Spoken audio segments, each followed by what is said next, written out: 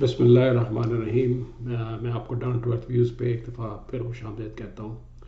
یہاں پہ تو نہ کوئی چڑیا آتی ہے خبر لے کے، نہ کوئی پس پردہ جو کچھ ہو رہا ہوتا ہے اس پہ پیشن گوئیاں کی جاتی ہیں، نہ اس پہ کوئی تبصرہ کیا جاتا ہے۔ یا تو جو حقائق ہیں یا جو چیزیں سامنے ہیں، جو فیکٹس نظر آ رہے ہیں، اس پہ بات ہوتی ہے۔ تو چلے آج جو ثاقب نثار کی ویڈیو جو آئی ہے، وہ جو لیٹر جسٹس شمیم نے ایشو کیا، اس پہ کچھ بات کر لیتے ہیں۔ آج کل ہر کوئی اپنی اپنی رائے دے رہا ہے۔ جو پی ٹی آئی کے کیمپ والے ہیں وہ کہہ رہے جی کہ یہ آڈیو جو ہے یہ صحیح نہیں ہے۔ وہ اپنا ایک تقریر کو ویڈیو کو ملا کے اور ایک آڈیو کو ملا کے کہہ رہے تھے کہ جی یہ یہاں سے لی گئی ہے۔ احمد نورانی صاحب کہتے ہیں کہ جی میں نے تو پوری جو سٹینڈرڈ ہے اس تصدیق کرانے کا وہ میں نے کیے ہیں، جس میں کہ آپ یہ ویڈیو دو آڈیو کلپس کو ملا کے تو نہیں کچھ بنایا گیا ہے، یا اس میں کوئی آواز سیم ہے یا اور جو پیرامیٹرز ہیں اس پہ اس نے وہ انہوں نے کہا ہے۔ اسی طرح کی بحث چل رہی ہے اور اب سننے میں آ رہا ہے کہ کچھ اور ویڈیوز بھی آئیں گی۔ میں تو بیسک سوال میرا یہ ہے، وہ یہ ہے کہ دیکھیں ویڈیو یا آڈیو چاہے صحیح ہے یا غلط ہے یہ تو مجھے نہیں پتا، کیونکہ میں کوئی ایکسپرٹ نہیں ہوں۔ مجھے جو ہے وہ ثاقب نثار کی آواز لگتی ہے، اور وہ ان کی یہ کیپیسٹی ہے کہ وہ یہ اس طرح کی بات کریں۔ جہاں تک یہ تعلق ہے کہ بھئی ان کو ڈیسیشن ان سے کروائے گئے ہیں، وہ ڈیبیٹیبل ہے۔ میں تو سمجھتا ہوں کہ ثاقب نثار خود ہی اس میں ملوث ہو سکتے ہیں، انہوں نے خود ہی ایسے ڈیسیشن لیے ہوں جو فیسیلیٹیٹ کر رہے ہوں عمران خان کو جتانے کے لیے۔ اس کی میں چند ہسٹوریکل پرسپیکٹو دیتا ہوں کہ جو آپ کو اس طرف اشارہ کرتے ہیں۔ سب سے پہلی بات، جو جاوید ہاشمی صاحب جب انہوں نے یہ پی ٹی آئی چھوڑی تو انہوں نے بیان دیا کہ دیکھیے جی عمران خان نے ان سے کہا کہ دیکھو اگلا چیف جسٹس اور chief of the army staff جو آئے گا، خاص طور پہ چیف جسٹس، وہ ہمیں نواز شریف کو ہٹا دے گا اور ہمیں الیکشن اگلی دفعہ الیکشن ہم جیتیں گے، ہمیں جتائیں گے وہ۔ یہ تو آن ریکارڈ ہے، آپ جاوید ہاشمی کی جو ویڈیو کلپ ہے وہ آپ کہیں پر سے نکال کے سن سکتے ہیں۔ پھر اس کے بعد جو ایونٹس ہیں leading up to the election اور اس کے بعد وہ بھی کیا سجیسٹ کرتے ہیں۔ دیکھیں ایک میں نے شاید جیو پہ یا کسی چینل پہ سنا تھا کہ ان کو کہیں سے کال آئی ہے کہ بھئی یہ تم نے جو فلانا کوئی جو انٹرنیٹ پرووائڈر ہے یا وہ ہے اس کو تم نے ہٹانا ہے، اس طرح کی بات کی۔ اور اس میں اس نے یہ کہا کہ جو مجھے ابھی تک یاد ہے کہ اس کو یعنی کہ نواز شریف کو تو ہم باہر پھینکیں گے، وہ بات جو کہ کرابریٹ کرتی ہے کہ بھئی وہ اس کو نکالنے کا پہلے سے پلان بن چکا ہوا تھا۔ پھر اس کے بعد جو نواز شریف کا ٹرائل ہوا یا جس طرح سے شروع ہوا، اس کو کھوسا نے کہا کہ عمران خان کو، وہ اس کی خود زبانی میں یہ بات کہی ہے کہ تم آؤ، ہم کورٹ میں لے کے آؤ، ہم اس سے ڈیل کرتے ہیں، تم جو یہ تقریریں کر رہے ہو اور یہ جو اتنا کھجل ہو رہے ہو تم ہمارے پاس آؤ۔ وہ بات ہوئی۔ پھر اس کے بعد جو ٹرائل ہوا، آپ نے دیکھا کہ دستاویزات جو تھیں وہ فوٹو کاپیز تھیں۔ اس کے بعد نواز شریف کا پانامہ میں نام بھی نہیں تھا۔ پھر اس کو گھسیٹتے گئے کدھر کہاں لے کے آخر میں انہوں نے کہا کہ بھئی یہ اس نے کیونکہ اپنے بیٹے سے ایز اے چیئرمین اس کی کمپنی سے سیلری نہیں لی تو وہ ان کا ریسیور بنتا ہے، اور وہ ان کو انکم ٹیکس انہوں نے شو ڈکلیئر نہیں کیا۔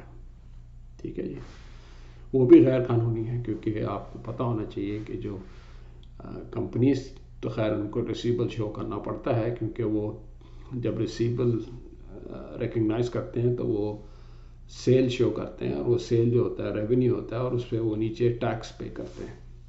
انڈیویجولز جو ہوتے ہیں ان کا اثاثوں پہ ٹیکس نہیں ہوتا، ان پہ کیپٹل گین ہوتا ہے، یعنی کہ آپ اگر گھر آپ کا ہے اثاثہ، آپ اس کو بیچتے ہیں تو وہ آپ کو جو پروفٹ ہے یا اس پہ جو گین ہوا ہے کچھ عرصے میں اس پہ آپ کچھ بھی سے ٹیکس دیتے ہیں. تو کیونکہ ریسیبل جو ہے اس پہ گین اور لاس نہیں ہوتا. ریسیبل 100 اگر آپ نے لینے اس نے 100 دے دیا آپ کو تو اس پہ کوئی لاس نہیں ہے, تو وہ اس پہ ٹیکس نہیں ہوتا. تو اسی واسطے ریسیبل جو ہے وہ الاؤڈ نہیں ہوتے کہ آپ اپنی ٹیکس ریٹرن میں شو کریں. چلیں, وہ ججمنٹ بھی جو تھی وہ اس لحاظ سے اللیگل ہے اور ویلڈ نہیں ہے. اس کے بعد آپ دیکھیں کہ جو الیکشن کا قریب آئے, جب ایک صحافی ہے جو جس کی تصویر اس کے ایک میرا خیال ہے پرائم منسٹر ہاؤس کے بعد تب میں بھی بیٹھا ہوا ہے, اس کا نام مجھے نہیں آتا, اس نے کہا ایک جو اپنے وہ کسی ٹی وی پہ وہ کہیں باہر جا کے اینکرنگ کا وہ کچھ رپورٹ بتا رہا تھا کہ پرائم منسٹر ان دا سٹنگ, یہ الیکشن سے پہلے کی بات ہے, یعنی کہ یہ پرائم منسٹر, اس نے عمران خان کے حوالے سے بات کی کہ یار دیکھو تم پرائم منسٹر ان سٹنگ ہو, یعنی کہ تم پرائم منسٹر بننے والے ہو, تم اس چیزوں پہ توجہ نہیں دے رہے, some thing of that sort, وہ بھی ظاہر کرتی ہے. پھر اس کے بعد آپ دیکھیں کہ جب الیکشنز کے کچھ پہلے کچھ لوگوں نے پروٹیسٹ شروع کیا بنی گالہ میں, اور اس سے بنی گالہ میں عمران خان کے گھر کی طرف انہوں نے مارچ شروع کیا, تو 350-400 رینجرز وہاں پہ انہوں نے متعین کر دیے اس کو پروٹیکٹ کرنے کے لیے, حالانکہ وہ بھی پرائم منسٹر نہیں بنا ہوا تھا. تو یہ چیز شو کرتی ہے کہ پہلے ڈیسائیڈ ہو گیا تھا کہ اس کو پرائم منسٹر بنانا ہے. اچھا, اس کے بعد جب الیکشن کیمپین شروع ہوئی تو عمران خان وہ شخص ہے جس کو تقریر کرنے کا بڑا شوق تھا. وہ کنٹینر پہ کھڑے ہو کے گھنٹوں تقریر کرتا تھا, اور اس کو جہاں موقع ملے وہاں جا کے تقریر کر کے جلسے کر کے وہ خوش رہتے تھے. اس کیمپین میں اس نے چند ہی جلسے کیے اور جا کے بیٹھ گیا, کیونکہ اس کو پتا تھا کہ میں نے تو جیتنا ہے, میں کیوں اتنا کروں. پھر الیکشن والے سے پہلے 3.5 لاکھ فوج پنجاب میں الیکشن یا پولنگ بوتھس میں بٹھائی گئی. وہ کیوں بھائی, فرنٹیئر میں نہیں, سندھ میں نہیں, بلوچستان میں نہیں, وہاں پہ بٹھائی. پارا وہ انہوں نے بھی اپنی دھوس ڈبا کر کے ووٹ ان کو دلوانے کی کوشش کی. پھر اس کے بعد جب اس میں کامیاب نہیں ہوئے تو جب ریزلٹس آنے شروع ہوئے تو 9 بجے تک بنیا صاحب کی لینڈ سلائڈ وکٹری آ رہی تھی ہر جگہ سے. تو انہوں کو ہوا کہ بھئی یہ تو کام الٹا ہو گیا. انہوں نے RTS بند کر دیے, پولنگ بوتھ سے لوگوں کو باہر نکال دیا, اور پھر رزلٹ تھما دیے جو پولنگ ایجنٹس نے بھی سائن نہیں کیے ہوئے تھے. وہ آپ سراسر الیکشن کے رولز کے خلاف ہے, اور وہ کسی نظریے سے بھی آپ اس کو دیکھیں تو وہ قابل قبول نہیں ہے. اس کی ایک اور رزلٹس چینج ہونے کی ایک اور شہادت اس طرح ملتی ہے کہ کچھ لوگوں نے اس کو آبجیکٹ کیا اور ان کی ریکاؤنٹنگ ہوئی, اور جتنی بھی ریکاؤنٹنگ ہوئی جس میں خاقان عبادی صاحب بھی تھے وہ جیت رہے تھے, وہ جیت گئے, اور PTI والے ہار گئے. تو انہوں نے فوراً کیا اس کو ریکاؤنٹنگ بند کریں, آپ جائیں اپیل کریں, اور پھر وہ جو ٹائم لگے گا جس طرح ہوگا وہ ہوگا. ٹھیک ہے جی. تو یہ سب چیزیں انڈیکیٹ کرتی ہیں کہ عمران خان کو پہلے سے ڈیسائیڈ ہو گیا ہوا تھا کہ اس کو لے کے آنا ہے. دوسری چیز یہ ایک پروف کرتی ہے, اور یہ بات صحیح ہے کہ یہ الیکشن جو ریکوائرمنٹس ہیں الیکشنز کی وہ پوری نہیں ہوئی, تو یہ جو بھی رزلٹ ہے یہ صحیح نہیں ہے, اور اس کے نتیجے میں جو بھی نتیجہ آیا ہے وہ اللیگل ہے, اور آپ اس کو چیلنج بھی کر سکتے ہیں. پھر اس کے بعد جو تقریریں جو کچھ آپ کو میں حوالے دیتا ہوں. ثاقب نثار نے ایک موقع پہ کہا کہ بھئی عمران خان تو بہت ایکسیپشنل پرسن ہے. وہ چیف جسٹس الیکشن سے پہلے جب میاں صاحب کا کیس چل رہا تھا اور اس کا کیس چل رہا تھا تب کا, پھر اس کو صادق امین کا وہ دے دیا لقب عمران خان کو. دیکھیں آپ اور میں سب جانتے ہیں کہ صادق کا مطلب یہ ہوتا ہے جس نے کوئی جھوٹ نہ بولا ہو, اور امین کا مطلب ہوتا ہے کہ جو کسی کی امانت کی حفاظت کرے. اس کے علاوہ تو اور کوئی مطلب ہے نہیں. تو عمران خان دنیا کو پتہ ہے, سب کو پتہ ہے کہ جھوٹ تو سب سے زیادہ یہی بولتا ہے پاکستان میں, اور امانت کا جہاں تک تعلق ہے وہ تو خیر مطلب مجھے نہیں پتا کہ کوئی اس نے امانت لکھی ہے, لیکن میں یہ کہہ سکتا ہوں کہ چیریٹی جو لوگوں نے امانت کے حساب سے دی وہ اس نے مس یوز کی. اس کا ایک آڈٹ رپورٹ میں بھی آیا تھا کہ انہوں نے انویسٹ کر دیا کہاں پہ جا کے اور وہاں پہ لوز کیا ہے. وہ کسی بھی لا میں یا کسی بھی قانون میں جو چیریٹی کا پیسہ ہوتا ہے اس کو آپ انویسٹ نہیں کر سکتے کسی اسپیکولیٹو انویسٹمنٹ میں, کیونکہ وہ پھر اس کا جو پیسہ ہوتا ہے وہ ضائع بھی ہو سکتا ہے. پھر آپ بہت ساری جو آپ کو امانت کے حساب سے جو آپ کو خبریں آ رہی ہیں کہ کہ چیریٹی کے کس طرح استعمال ہوا, فنڈز کہاں سے, یہ وہ چلے وہ بحث صادق تو ہے نہیں. تو یہ ساری چیزیں کیا انڈیکیٹ کرتی ہیں؟ یہ چیزیں انڈیکیٹ کرتی ہیں کہ بھائی یہ باعث تھا اس کو لانے کے لیے, جس میں سپریم کورٹ نے ایک رول تو پلے کیا کہ ان کو نواز شریف کو سزا دے دی. پھر اس کے بعد جو چیزیں نکل کے باہر آئی جس میں جسٹس صدیقی اور اب شمیم اور دوسرے لوگ اور اکاؤنٹیبلٹی کا جو جج بشیر تھا وہ کیا آئی. جج بشیر نے کہا جی مجھے فیصلہ لکھ کے دیا گیا, میرا فیصلہ نہیں ہے. اس نے ججمنٹ میں یہ بھی لکھ دیا کہ ان کے خلاف کوئی ثبوت نہیں ہے کرپشن کا. پھر اس نے یا کسی جج نے کہا کہ ثاقب نثار نے کہلوایا یا کہا کہ اس کو 14 سال کی سزا دو. 14 سال کوئی نمبر میجک نمبر نہیں ہے, وہ مطلب کوئی ہوا میں نہیں ہے نمبر, وہ بڑا میننگ فل نمبر ہے. پاکستان کے لاء کے مطابق جس شخص کو 10 سال یا اس سے کم کی سزا ہو اور سزائے موت نہ ہو تو وہ بیل اس کو دی جا سکتی ہے. ثاقب نثار نے کہا کہ 14 سال کی دلواؤ سزا تاکہ اس کو بیل نہ ہو اور بیل ڈینائی کر دو. تو یہ بھی ایک ہے. پھر دوسری بات جو انہوں نے کہی کہ وہ جو شمیم کا جو لیٹر ہے ایفیڈیوٹ کہ اس نے کہا کہ اس کو کسی صورت الیکشن سے پہلے بیل نہیں ہونی چاہیے, کیونکہ ججمنٹ تو 10 سال کی آ گئی. انہوں نے کہا کہ یار اچھا آپ کیا کریں, انہوں نے پھر انسٹرکشن شروع کر دی ہوں. تو یہ ساری چیزیں پوائنٹ کرتے ہیں کہ یہ کچھ گڑبڑ ہے. اور ہماری جو سپریم کورٹ کی ججمنٹ جو تھی نواز شریف کے خلاف اور اس کے بعد جی آئی ٹی اور پھر اس کو مانیٹر کرنا پھر اس کو اپیل کے حق سے محروم رکھنا, یہ ساری باتیں انڈیکیٹ کرتی ہیں there is something wrong, this not right, this not above board.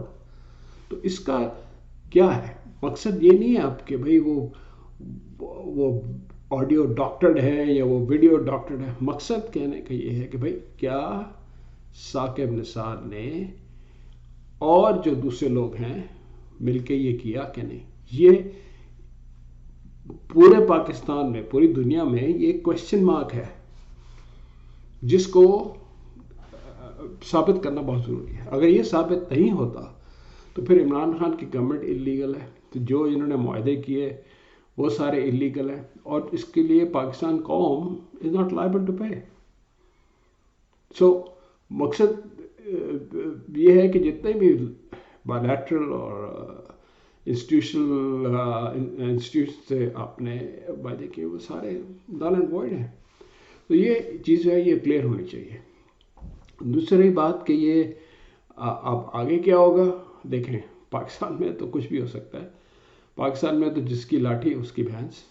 آپ کو ایک جو آدمی ہے وہ جھوٹ کھڑا ہو کے جھوٹ بول دے, جس طرح پرائم منسٹر بولتا ہے, یعنی کہ اکانومی نوز ڈائیو کر رہے بولتا ہے کہ اکانومی میں بہتری آ رہی ہے, تو اس کا کیا کر سکتے ہیں؟ جھوٹے شخص کا تو آپ یہ کہہ سکتے ہیں یہ جھوٹ بول رہا ہے, اور کچھ نہیں کر سکتے. تو یہاں پہ پرپیچول لائن جو چل رہی ہے اس کو روکنا ہے اور اس کی انویسٹیگیشن ہونی چاہیے. ایشو یہ نہیں ہے کہ یہ ویڈیو اور آڈیو ڈاکٹرڈ ہے. ایشو یہ ہے کہ کیا آصف ثاقب نثار اور اس کے فیلو ججز اور دوسرے لوگوں نے مل کے یہ سازش کی کہ نہیں کی, اس کو کلیئر ہونا چاہیے. اور وہ ایک ہی ہو سکتا ہے کہ وہ انڈیپینڈنٹ فورم میں یا انٹرنیشنل انویسٹیگیشن میں ہو. یہ ججز یا آپ کی اسٹیبلشمنٹ یا گورنمنٹ یہ کام نہیں کر سکتے. بس میں نے آپ کو یہی کہنا تھا اور آپ کو یہ بتانا تھا کہ پاکستان کی اللہ حفاظت کرے. اس وقت بڑے نازک موڑ سے جا رہا ہے. پاکستان کے ڈیٹ جو ہے وہ اسکائی راکٹ کر کے ہماری کیپیسٹی سے بہت زیادہ ہے. ہمارے ملک میں جو اس وقت ضرورت ہے وہ انویسٹمنٹ کی ضرورت ہے جو آ نہیں رہی. ہم صرف ادھر سے پیچ کر رہے ہیں, ادھر سے پیچ اپ کر رہے ہیں, IMF کے پاس جا رہے ہیں, اپنے ریزرو بڑھانے کی کوشش کر رہے ہیں, یہ کرنے کی کوشش کر رہے ہیں, اور نان پروڈکٹیو پروگرامز کر رہے ہیں, جس کی وجہ سے ہماری economy will be burdened more in the future. Non productive programmes کی ایک مثال میں دیتا ہوں. یہ جو ہاؤسنگ اسکیم شروع کی ہے, ہاؤسنگ اسکیم جو ہے وہ پیسہ تو لوگوں کے پاس چلا جائے گا, اس سے چیزیں جو ہیں وہ سیمنٹ اور اسٹیل اور وہ استعمال ہو جائیں گے, لوگوں کو اب جاب پہ مل جائے گا, لیکن اس کا ریٹرن کوئی نہیں ہے, کیونکہ یہ ایک دفعہ گھر بن گئے پھر بک گئے, ختم. پھر کیا ہوگا؟ وہ پروجیکٹس جن کے پروڈکٹیو یوز ہو اور جس میں کنٹینیوس ریونیو اسٹریم آتا رہے وہ زیادہ بہتر ہے. تو اس وقت جو پاکستان کی جو اکانومی ہے اس تھرلی مس مینجڈ, کوئی ان کو ڈائریکشن نہیں نظر آ رہا. ٹیکس پہ ٹیکس لگائے جا رہے ہیں, اور وہ جو آلریڈی جو بیچارہ آدمی ہے جو ٹیکس کے بوجھ تلے دبا ہوا ہے, انڈائریکٹ اور ڈائریکٹ ٹیکسیشن, اس پہ اور لگا کے اپنے جو ہیں وہ خرچے پورے کرنے چاہ رہے ہیں, جس کا کوئی پتہ نہیں کہ کہاں پیسہ جا رہا ہے, کہاں خرچ ہو رہا ہے. تو بہرحال یہ ایک اور ڈسکشن ہے. میں یہ کہنا چاہ رہا ہوں کہ اس وقت جو ہے یہ چیز کلیئر ہونی چاہیے کہ بھائی یہ اس میں کے پیچھے جو ہے کوئی ثاقب نثار یا دوسرے انوالوڈ ہیں کہ نہیں. اگر ہیں ان کو پھر ان کا سرجواب کرنا چاہیے. اللہ حافظ. اگر آپ اس سے ایگری کرتے ہیں تو آپ اس کو شیئر کریں, اور یہ نہ بھولیں کہ ایشو جو ہے وہ یہ ہے کہ یہ ساری چیزیں ہوئیں یا نہیں ہوئیں, اور ثاقب نثار انوالو تھا یا نہیں تھا, اور اس میں ہمیں سب کو سچ بولنا چاہیے, اور کیونکہ آخر میں ہمارا حساب ہوگا. اللہ تعالیٰ ہمیں چھوڑیں گے نہیں کہ بھئی تم نے سچ کا ساتھ دیا یا جھوٹ کا ساتھ دیا. یہ ہماری اور ہمارا جو ہے یہ کہنا کہ یہ سوچنا کہ یہ قیامت تو جب آئے گی, ہمارا فیٹ اس وقت سیل ہو جائے گا جب ہم اس دنیا سے رخصت ہو جائیں گے, پھر کوئی چیز بدل نہیں سکے گی. اللہ حافظ.